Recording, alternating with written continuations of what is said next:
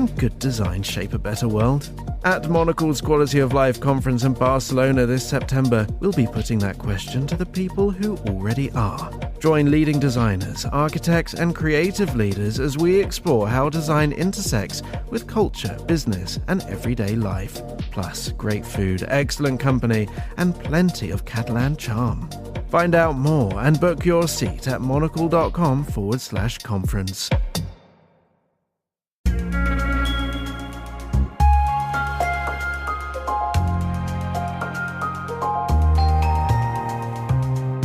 This is Monocle on Design Extra, a show where we discuss everything from architecture and craft to furniture and graphic design. I'm Maylie Evans. Lorenzo Homar was a multidisciplinary creative, counting calligraphy, painting and jewellery design amongst his many talents. But he is perhaps best known for his printmaking and poster designs. He played a crucial role in developing the graphic arts movement in Puerto Rico. In New York, the Poster House Museum celebrates his impact in their current exhibition, Puerto Rico in Print, The Posters of Lorenzo Homar. The showcase focuses on 30 years of Homar's output, in which he both created works for government initiatives and cultural institutions, as well as other poster work calling for the country's independence, made alongside graphic workshops. With more on how Homar's artistic approach developed over this period, and how he integrated cultural symbols of Puerto Rico into his poster designs, it's over to the exhibition's curator, Alejandro Andreas.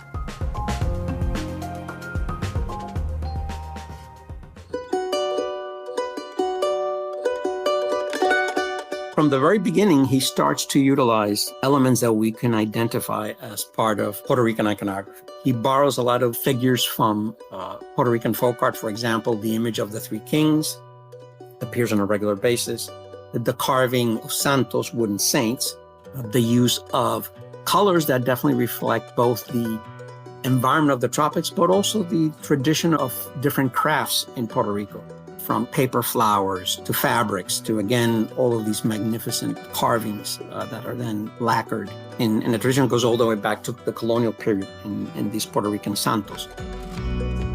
And of course, he has a very unique way of utilizing the representation of the Puerto Rican flag. As you see the appearance of the colors, the light blue with the red and the white star. And so all of these elements appear constantly. The other thing that I think is very significant is that even though he uses colors that reflect the intensity of light and the vibrancy of the Caribbean, he never does this in a way that comes across as cliche or mechanical. It's much more subtle and varied. And at the same time, he will go for color combinations that are not typical. He would have like these combinations of purples and yellow ochres. It's extraordinary how he is able to reflect these notions of identity in the way he chooses to incorporate all of these elements into the posters. Artists are always reflecting the changing social and cultural context of their time. And in Homar's work is particularly evident. We see his evolution. Earlier posters where he's being more conventional, working within certain typographic languages, controlling his use of color. And then over time, he starts to expand it. His initial reaction towards silkscreen, he thought silkscreen was a kind of cold mechanical medium. Once he became the head of the graphic division of community education, Homar then really started to experiment with silkscreen. It can be argued single-handedly expanded the notion of the possibilities of silkscreen, which up to that point had only been used for purely commercial reasons in Puerto Rico. He starts to use a wide variety of typographic styles. He goes back and forth between very precise type of types that range from something looking medieval to Renaissance, Baroque, neoclassical, to these very modern, almost German-like Weimar Republic typography, as well as his very expressive calligraphic approach to lettering. And his use of color is just explosive. He starts to really use the silkscreen medium in a much more expressive manner than it had been used before. So we do see all of those changes going on in the society reflected in his own experimentation and growth as a visual artist.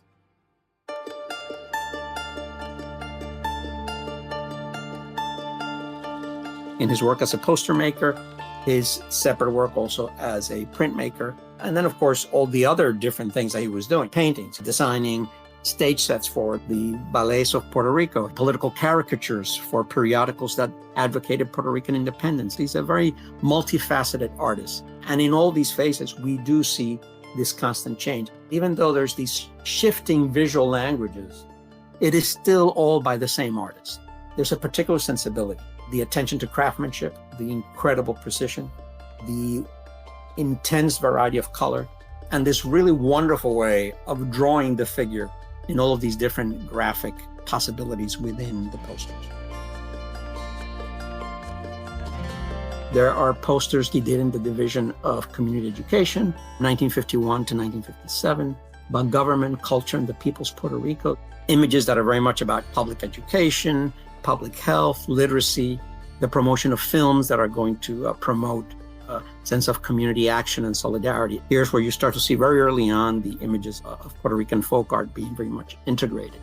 Performing arts of Puerto Rico, Homar was a lifelong enthusiast of both dance,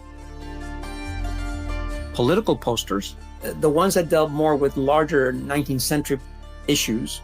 He could do those within his governmental role. And then the ones that he did favoring Puerto Rican independence, he would do for independent graphic workshops, printmaking workshops that had nothing to do directly with the Muñoz Marin government. 15 posters for the 8th Pan American Games in 1979.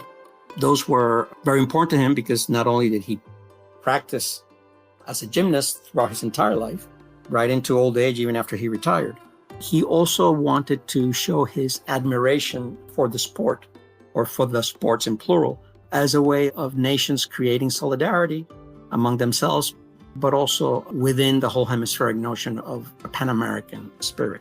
The figures are incredibly simplified. When you see figures riding bicycles, also the bicycles are simplified. There's a schematic quality that unifies them all. Within this great simplification and schematic approach to figures and objects, he also takes the time to show in the changing colors of the figures, the racial diversity of the Pan American people. It was very important to Homar, and it was also very important to that whole generation of creatives at that time, usually known as the generation of the 1950s, la generación del 50. These visual artists, as well as writers, were very much about embracing and representing those aspects of the culture, not just acknowledging the Spanish component. He would design in the late 50s the seal for the Institute of Puerto Rican Culture. And there he shows the Taíno, the native people, the Spaniard, and the African. For that time, I would say in the late 50s, is a very significant kind of embrace. And I think we can see it in two ways. Not only is Homar embracing this idea of alegría, which is also his, but I think it's also a way to separate the notion of Puerto Rican identity from the neo-colonial political status under the U.S., right? It's basically saying our cultural background is not the cultural background of the United States. Our cultural background is this fusion of native people, of the Spanish conquistadors, and of the Africans. And I think, again, reflects what today we would frame under this notion of embracing the multicultural heritage of Puerto Rican culture.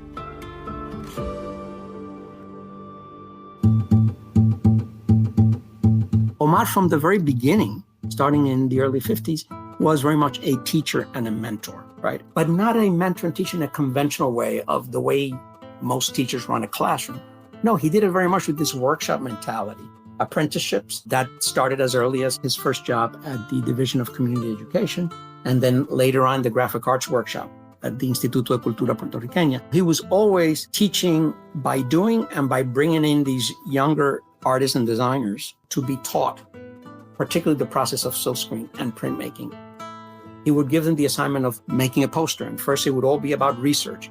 And this very conceptual process of clearing your ideas, bringing them together, having a cohesive notion of what you're going to be doing. And then they would do a variety of studies, first in black and white, then in color, then finally a complete study done with a great deal of attention to detail using acrylic on board, and then finally the actual cutting of the silkscreen. Even though he would use photo emulsions, which started to be used in silkscreen around 1910, Homar truly preferred to hand cut all of his letters in his posters. And that was something that he taught all of his apprentices and students. Starting in the 50s, he would end up teaching and influencing at least 5 generations over time that learned that, in his own words, a poster could have a great aesthetic quality to it. It could be a beautiful object that was still able to communicate what it needed to communicate as a poster. Those are the elements that make him the seminal figure that he is, not just in terms of being the father of the Puerto Rican poster, but I would argue that it's also profoundly influential in posters throughout Latin America, posters for the Nuyorican movement in New York, also the Chicano movement in the southwest of the United States. So truly an impactful, influential figure who left behind an extraordinary body of work.